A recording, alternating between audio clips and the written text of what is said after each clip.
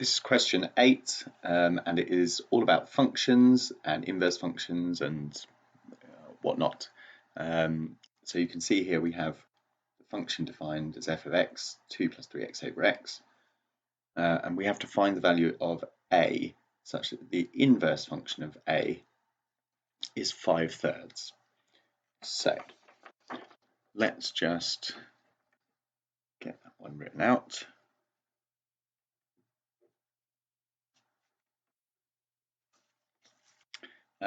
If the inverse function of a is equal to 5/3, let's just have a think about what functions and inverse functions are. So if you have an input, you pass it through function f, you get the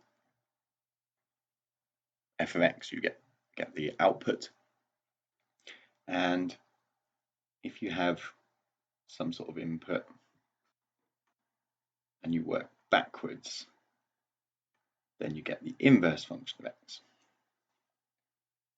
So what the question is asking is, what value, when I pop it into the inverse function, gives me 5/3? I'm going to kind of reverse that statement and say, well, look, if I've got a value of a, which gives me 5/3, then when I put 5/3 into the function f, then I should get a. So all I'm going to do is pop the value of 5/3 into my function, and that should work out my value of a. So f of 5/3, which is 2 plus 3 lots of 5/3 over 5/3. Pop it into your calculator and get 21/5.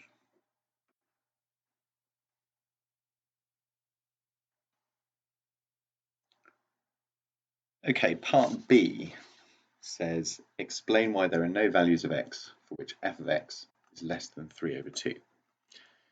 So I think probably the easiest way to show this is by trying to solve this inequality here.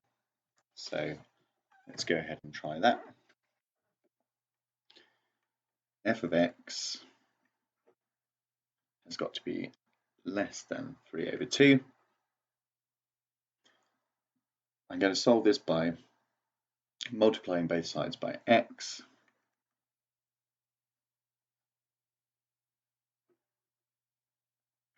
And then multiplying both sides by 2.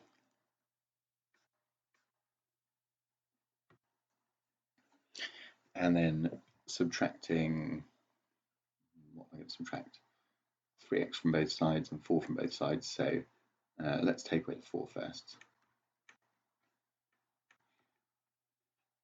And then the 3x's. And then divide by 3.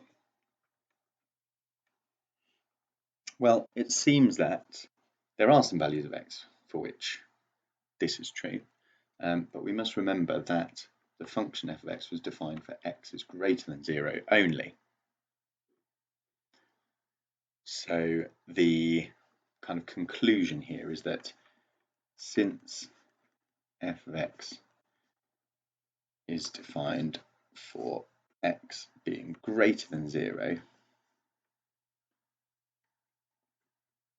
there are no values of x for which f of x is less than 3/2.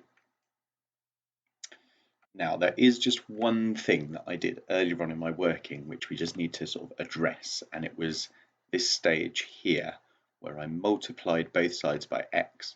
Remember, if x were a negative number, then I would have had to have changed the symbol here. But again, coming back to this function's domain, x is greater than 0.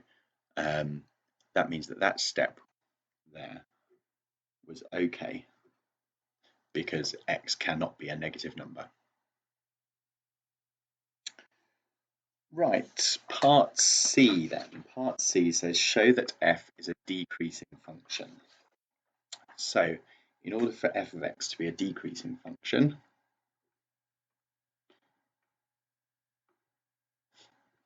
we need to probably start thinking about differentiating f of x. If we can show that the derivative of f of x is always negative, then we're showing that it's a decreasing function. So let's work out f dash of x. The trouble here, let's write up f of x up here.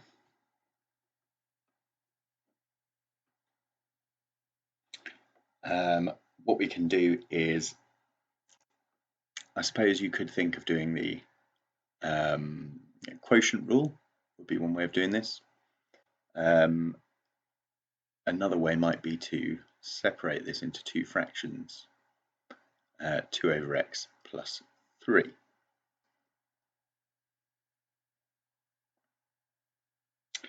I think I'm going to go for that second option. It sounds a little bit easier to me. So I'm going to write that as 2 over x plus 3.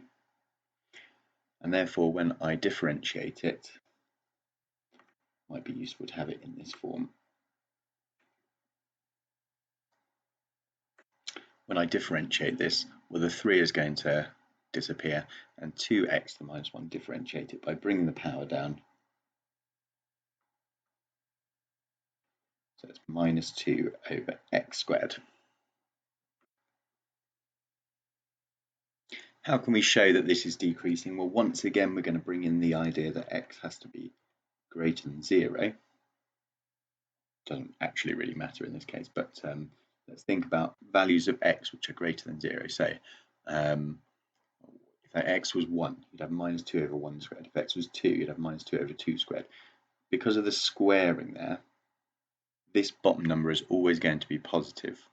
And so f dash of x is always going to be less than 0 for all values of x.